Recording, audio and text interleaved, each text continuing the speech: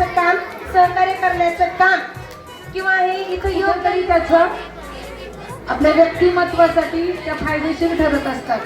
तर चांगल्या गोष्टी जपा, भरपूर वाचन करा, चांगला अभ्यास करा आणि तुम्हाला भावी वाटचालीसाठी खूप खूप शुभेच्छा. मंडलिक वस्ती शाळेमध्ये अगदी हाकेच्या अंतरावर असलेल्या उर्माळवाडी शाळेत होते. ते इथलं कार्यकर्तृत्व, इथल्या शाळेचा गुणगौरव मी ऐकून होते, परंतु प्रत्यक्ष पाहण्याचा आणि तिथं काम करण्याचा मला संधी या शाळेत मिळत आहे. याबद्दल पहिल्यांदा मी ईश्वराचे आभारी आहे.